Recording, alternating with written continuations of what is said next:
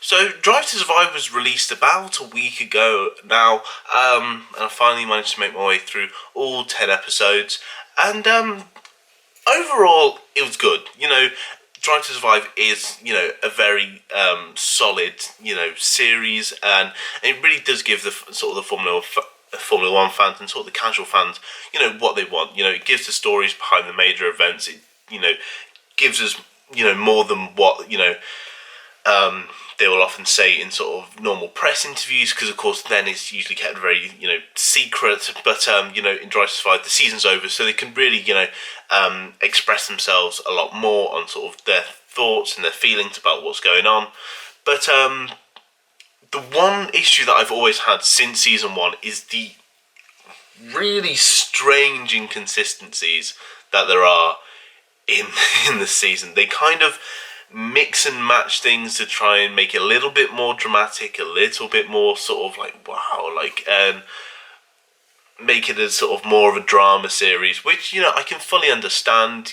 At the end of the day, they are trying to make something which is kind of like just it is basically a real life drama in a way that just happens to be in sort of the Formula One paddock. So I can kind of understand why they do it, but as someone who watches Formula One religiously, it can get quite irritating.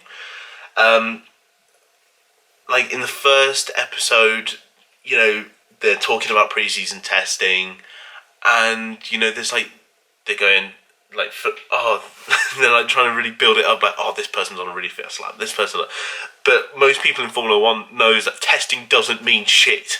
Like it really doesn't. Like there is, there are things to take away from testing.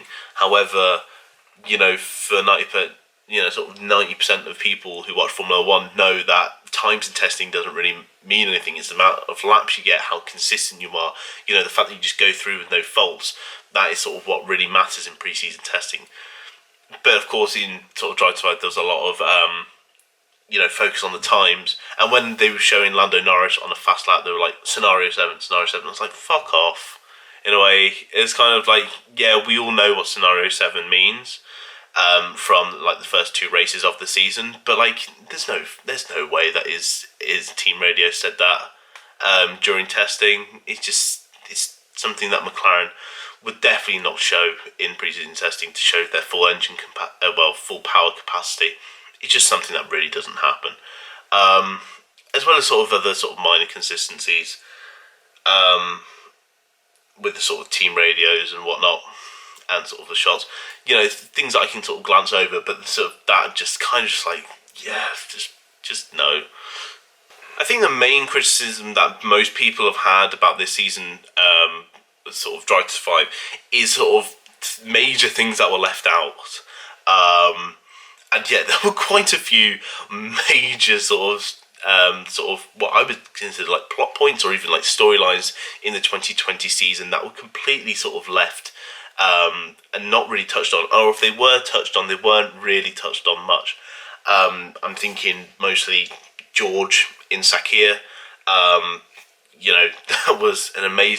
That would have been an amazing thing to follow.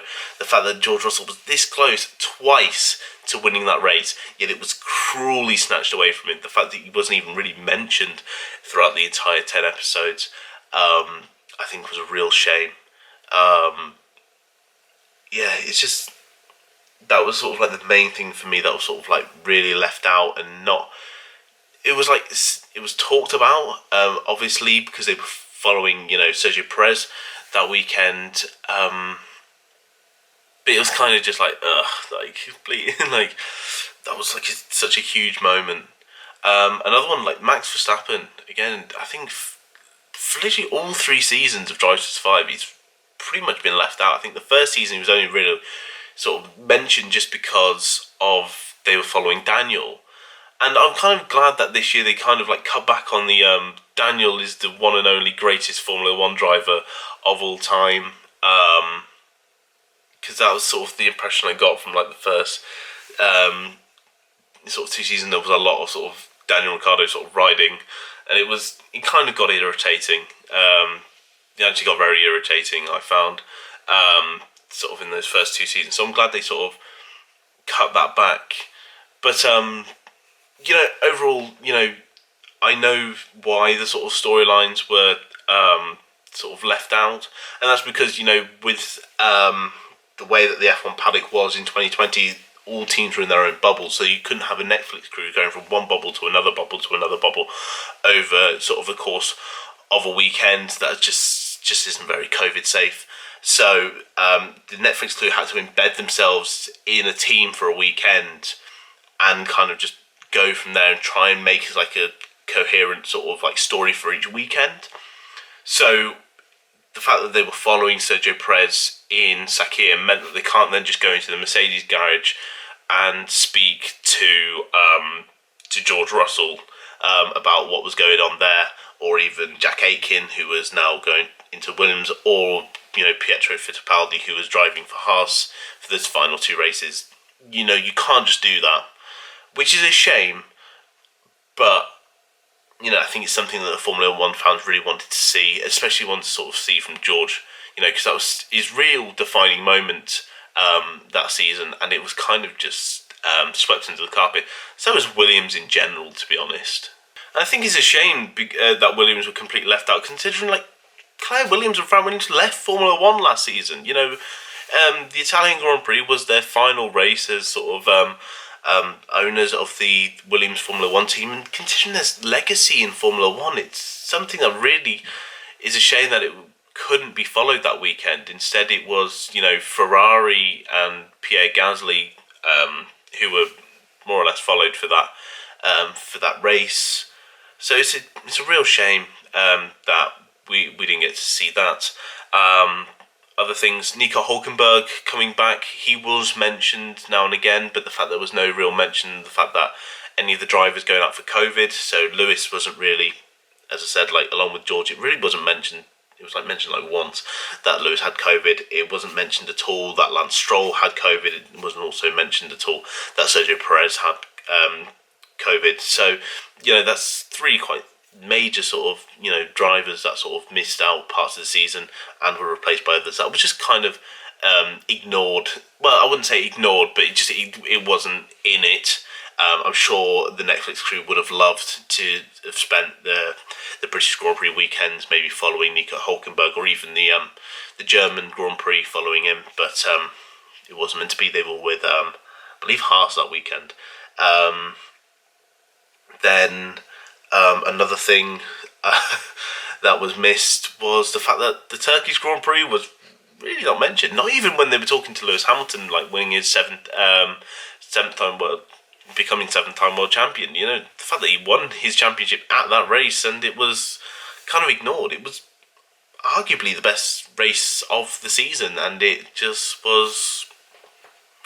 I think there was slight mention of it from when they were talking with Lance Stroll, because of course he took pole there, but otherwise absolutely nothing. I think it would have been great for the Ferrari storyline as well, considering the fact that it was where Seb got his one and only podium of the season, and with the fact that Leclerc also lost a podium in that race. I think it would have been quite an interesting thing to hear from Vettel, considering his sort of only sort of storyline with Ferrari was the fact that he was leaving, and you just sort of saw the breakdown of their sort of relationship with within that team. And the final real negative that I had was them trying to implant some real sort of negative rivalry between Lando Norris and Carlos Sainz. The way that they really picked and chose the clips that they were talking about, and the way that Lando and Carlos were talking about each other, it really seemed like, oh, we were really good friends in the first year, but now Carlos is now just this other rival. It was come on, we all know that on and off the track that Lando and Carlos have an amazing relationship. They still do. We see sort of clips from social media of sort of Lando and Carlos sort of even during pre-season testing. They still get on really well. And the fact that both of them pushed so hard to get McLaren into P3 in the Constructors' Championship was huge, and it was kind of a defining sort of aspect of why McLaren have done so well over the last 2 years. It is the relationship between Carlos Sainz and Lando Norris. I think that should have been celebrated more than sort of like picked out like, oh, there's a bit of a clash here. And it was all really focused around the Styrian Grand Prix when Carlos was told to basically get out of the way of Lando. Which, at the end of the day, it was the right thing to do for McLaren. And they're trying to push the fact that Lando is the centrepiece of McLaren, which, you can say is true. However, naturally Lando would be the centrepiece of McLaren last season, considering that Carlos had already agreed to leave McLaren and join Ferrari before the season had started. So there's no point in basing your decisions and everything around Carlos when he's going to be gone in like 9 months' time. It's just like, if you think about it logically, it was really kind of stupid to try and sort of implant that sort of there in the sort of the storyline. But that's sort of like, out of all that was the only sort of real negatives I had about this season. Overall, I really enjoyed it. As I said, like, getting sort of that sort of behind the scenes sort of action. The sort of the stuff around Racing Point and Renault was really interesting. The fact that Cyril and sort of Lawrence Stroll and Otmar Sofner was really, really quite good. How the teams were sort of going about their business, sort of with the sort of the Racing Point, the Tracing Point, the Pink Mercedes, or what you had still in kind of like operation. I found that really good. The sort of the dynamic between Christian Horner and Toto Wolff is fantastic. I love it. I think it's great. Christian Horner, he's a very interesting character in the paddock, and we've seen sort of over previous seasons of Drive to Survive, his relationship with other team bosses and other sort of team principals has always been quite interesting, especially like with Cyril in the first season. And the fact that, like, with all the discussions of the engines, and with the, of course, the whole sort of thing around Daniel Ricciardo as well, moving from Red Bull to Renault, I absolutely love that. And it is kind of followed on sort of similar this year. It was also quite interesting to speak to Bottas. He was didn't really get much time last season, and I think it was quite nice to have an episode dedicated to him with the Russian Grand Prix. I think that was very good. Considering, Bottas is, we all consider him to be very much number 2 at Mercedes, but to still sort of get into his frame of mind of where he feels that he believes, where he is in the team, I think is quite good. And finally, also to see Lando Norris, someone who was horrendously overlooked in season 2, got a bit more spotlight this year. Again, I think that was only for the best. Lando is such a he really is an ambassador for the sport, on so many different levels, and the fact that he's branched out so much, even the fact that he's in his 3rd years of Formula 1 now, he's really put himself out there, and he's really sort of become his own sort of person within this sort of world of Formula 1, which is always great to see. Also saw a bit more of Kimi this year, but there were still drivers that were, massively overlooked. Daniel Kvyat for 2 seasons in a row now, completely left out. As I said, Nicholas Latifi completely sort of left out. George Russell again. I mean, Russell did have quite I think he had pretty much an entire episode about him in season 2, but considering the events that happened to him, he was very much left on the sidelines. I've already mentioned Max Verstappen.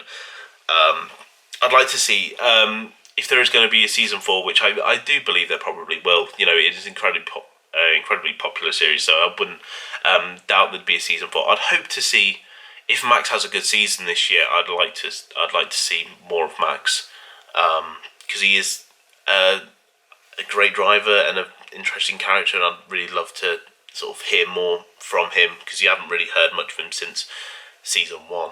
So in terms of sort of where it stands, I do believe it probably is the weakest season given what could have been. I still very much think season 1 is the benchmark of Drive to Survive, and it was really good, and I really enjoyed it. Season 2 was lacking because it felt like it was just licking Daniel Ricciardo's arse for most of it.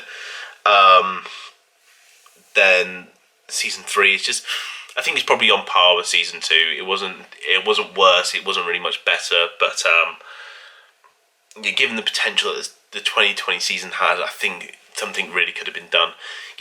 I know they had to be sort of embedded within bubbles, but I don't see anything wrong with maybe sort of retrospectively speaking to George and then just say, hey, just kind of act like you were. I think that would have been perfectly fine. I think there's definitely, this season could have been 20 episodes. Then every driver having their own episode, every race having its own episode. Something was always happening.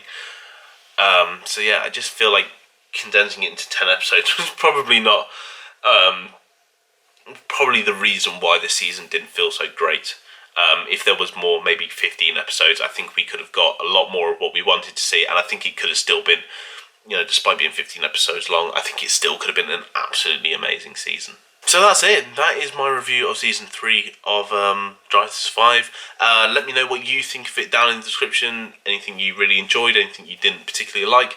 I'd love to hear from you. So if you're new here, guys, make sure to subscribe and also hit the bell notifications so you get notified every time I upload. If you did like this video, make sure to also leave a like. If you haven't already followed my blog, the link for that is down in the description below. Make sure to follow and to also get notified every time I put a piece up there. Pieces have been coming sort of fairly regularly, trying to do my best, especially with the sort of demand of uni work that I have at the moment. I'm trying to keep the content as regular as possible, but I can't exactly guarantee anything, especially over the next couple of months. So guys, that is all from me. Thank you so much for watching. My name's Lou Edwards. Thank you and goodbye.